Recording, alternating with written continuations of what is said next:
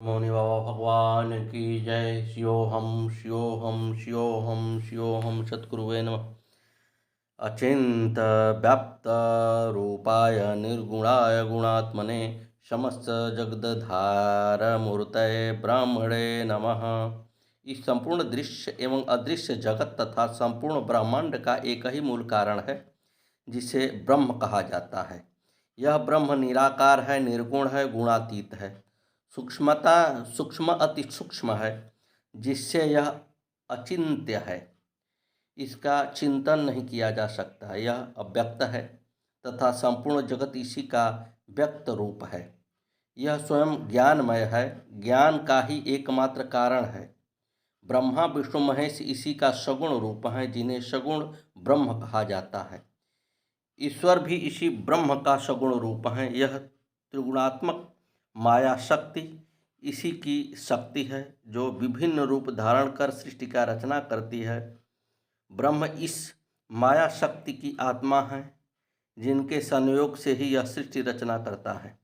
माया के सत्वगुण से विष्णु इस सृष्टि का पालन करते हैं, रजोगुण से ब्रह्मा इस सृष्टि का रचना करते हैं तथा तमोगुण से शिव रूप इस सृष्टि का संहार करते हैं। ये तीनों क्रियाएं इस सृष्टि में निरंतर चलती रहती हैं, जिसका एकमात्र कारण तत्व वह ब्रह्म है।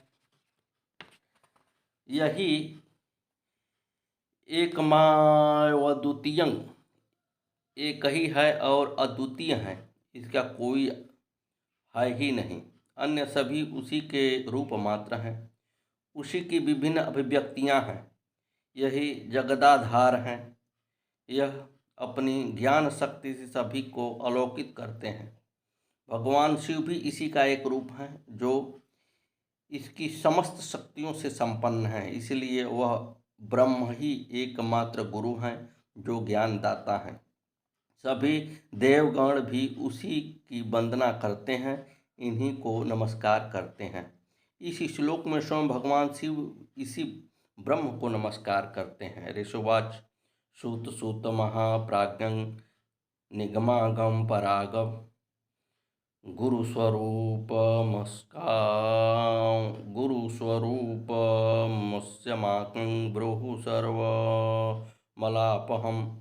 नैमिषारण्य में सूत जी के अधीन 88,000 ऋषि का ज्ञान सत्र चल रहा था, जिसमें ज्ञान शिरोमणि सूत जी महाराज इन ऋषियों को 1800 पुराणों की कथा सुना रहे थे। ऋषिगण ज्ञान प्राप्ति की जिज्ञासा से उस ज्ञानी गुरु सूत जी से प्रश्न करते हुए सूत जी से उनका समाधान करते थे। सूत जी उन लोगों का समाधान करते थे।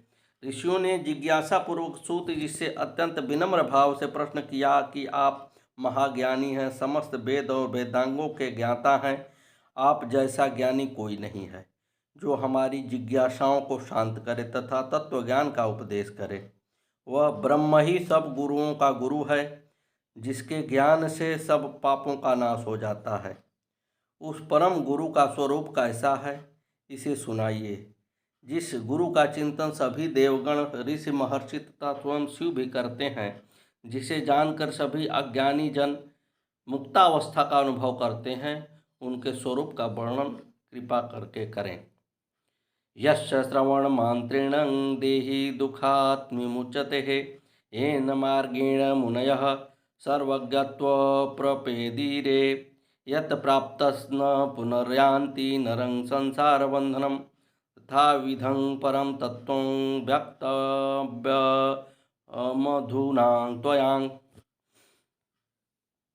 ऋषिगण सूत जी से फिर आग्रह पूर्वक निवेदन कर रहे हैं कि हे महात्मन, वह परम तत्व कौन सा है, कैसा है, जिसके मात्र श्रवण करने से ही मनुष्य अपने संपूर्ण दुखों से मुक्त हो जाता है। उसको जानने का वह कौन सा उपाय है, जिसके करने पर मुनियों को सर्वज्ञता प्राप्त होता है, जिसे प्राप्त कर लेने पर मनुष्य फिर से इस संसार बंधन में नहीं बंधता तथा इस जन्म मरण रूपी आवागमन से सदा के लिए मुक्त हो जाता है। ऐसा वह परम तत्व किस प्रकार जाना जाता है, उसको जानने की क्या विधि है, कृपा करके हमें बतलाइए तथा उस परम तत्व का कथन भी करिए। आप ही एकमात्र ऐसे ज्ञानी हैं जो इसका कथन कर सकते हैं, इसलिए आपसे ही इसका निवेदन है। सद्गुरुदेव भगवान की जय। श्री मौनी बाबा भगवान नमो नमः। गुह्वाद गुह्वात्मं सारं गुरुगीता विशेषतः त्वत्प्रसादाश्चं श्रोतव्यं तत्सर्वभ्रुविषूतनः। वह परम तत्व ब्रह्म ही ज्ञानमय है, समस्त ज्ञानों का आधार वही है, जो अत्यंत ही रहस्यमय हैं, जिनको जानना अत्यंत ही कठिन है, जो अज्ञेय हैं, जिसे जाना ही नहीं जा सकता, जिसको जानने के लिए समस्त देवगण भी जिज्ञासा करते हैं। सभी ऋषि मुनि जिनका ध्यान करते हैं, फिर वे भी इसके रहस्य को नहीं जान सकते हैं, लेकिन वही सारभूत हैं जो जानने योग्य हैं, जिनके जानने मात्र से हृदय की ग्रंथियां खुल जाती हैं तथा सभी संशय मिट जाते हैं। ऐसा जो उनका स्वरूप है उसे हमें बताइए। ऐसे दिव्य गुरु के ज्ञान के लिए जो गुरु गीता है उसे हम सुनना चाहते हैं। सद्गुरुदेव भगवान नमो नमः। इति संप्राथितं श्रुतो मुनिं संघय मुहुर्मुहुः कौतूहलेन महतां प्रोवाचं मधुरं वचः। यदि कोई ज्ञान का जिज्ञासु इस प्रकार का ज्ञान प्राप्ति की जिज्ञासा लेकर किसी ज्ञानी के पास आकर अनुनय विनय पूर्वक पूछता है तो ज्ञानी को बड़ी प्रसन्नता होती है।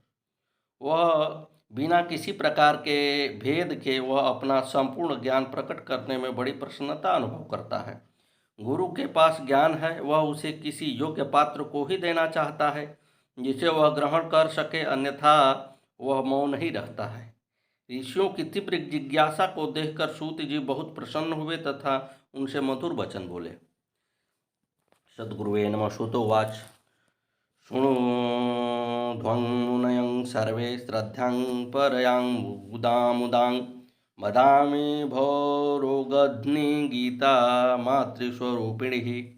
सूत जी कहने लगे कि वह ब्रह्म ही समस्त गुरुओं का गुरु है, वही एकमात्र ज्ञान का आधार है। इस सृष्टि की वही एकमात्र संचालित शक्ति है, जिसे सृष्टि की समस्त क्रियाएं संचालित होती हैं।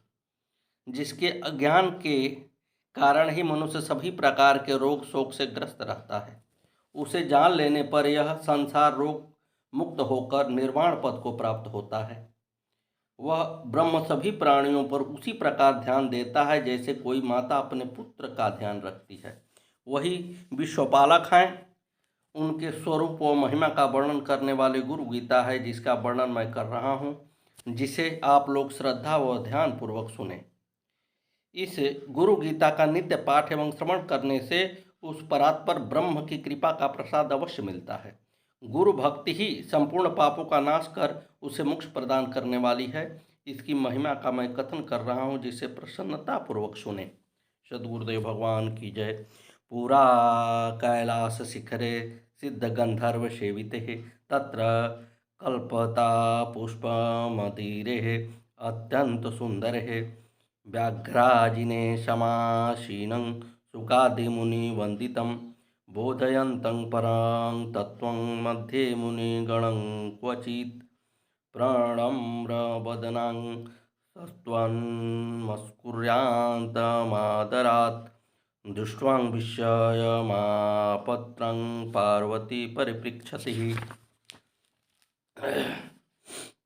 सूत जी उस एक ही परम गुरु ब्रह्म की महिमा का वर्णन करते हुए मुनियों से कहते हैं कि भगवान शिव देवाधिदेव हैं।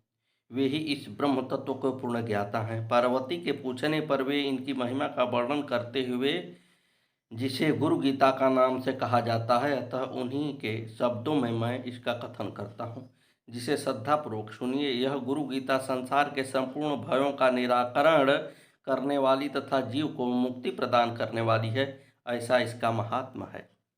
प्राचीन काल में भगवान शिव कैलाश पर्वत पर कल्प वृक्ष के फूलों से बने हुए अत्यंत सुंदर मंदिर में व्याघ्र चर्म पर विराजमान थे। यह कैलाश पर्वत सिद्ध जनों एवं गंधर्वों का निवास स्थान है। शुक आदि मुनि भी जिनकी वंदना करते हैं, ऐसे भगवान शिव ही उस परम तत्व ब्रह्म की पूर्ण ज्ञाता हैं तथा उनका ज्ञान देने में वे ही समर्थ हैं। वे स्वयं ध्यानमग्न होकर उसी ब्रह्म का निरंतर चिंतन करते रहते हैं। वे बार बार उन्हीं को नमस्कार करते हैं। उन्हें बार बार नमस्कार करते देख पार्वती को बड़ा आश्चर्य हुआ तथा उनसे पूछा। पार्वतीवाच ओं नमो देवदेवेश्वरात् परजगद्गुरु त्वं नमस्कुर्वते भक्त्यं सुरासुरनरांशदाः। इस संपूर्ण जगत में भगवान शिव ही एकमात्र ऐसे ज्ञानी हैं जिन्होंने ब्रह्मतत्व प्राप्त किया है। वे ही ज्ञानियों का ज्ञान है तथा स्वयं ओंकार स्वरूप हैं। वे देवों के भी देव महादेव हैं, श्रेष्ठों में भी श्रेष्ठ हैं तथा स्वयं जगत गुरु हैं, जिससे समस्त देव दानव और मानव उन्हीं को प्रणाम एवं वंदन करते हैं। ऐसा पार्वती ने उनसे कहकर एक प्रश्न किया है। सद्गुरुदेव भगवान की जय। विधि विष्णु महेंद्राद्यवद्यं खलु सदा भवान नमस्करोषि कस्मै त्वं नमस्काराश्रय किल। शिव जी को बार बार नमस्कार करते हुए देखकर पार्वती ने सहज भाव से उनसे प्रश्न किया कि हे भगवान, आप देवाधिदेव हैं, आपसे बड़ा इस सृष्टि में कोई नहीं है। ये समस्त देवगण ऋषि मुनि तथा यहाँ तक कि स्वयं ब्रह्मा जो इस संपूर्ण सृष्टि की रचना करने वाले हैं, स्वयं भगवान विष्णु जो इस सृष्टि का पालन करते हैं तथा देवताओं का राजा इंद्र भी आपको नमस्कार करते हैं। सचमुच आप इन सबसे श्रेष्ठ होने के कारण आप इस नमस्कार को स्वीकार करने योग्य हैं। फिर आप किसको नमस्कार करते हैं? आपसे बड़ा कौन है जिसको आप नमस्कार करते हैं? कृपा करके बताएं। सद्गुरुदेव भगवान की जय। श्री मौनी बाबा भगवान नमो नमः। आगे की कथा कल।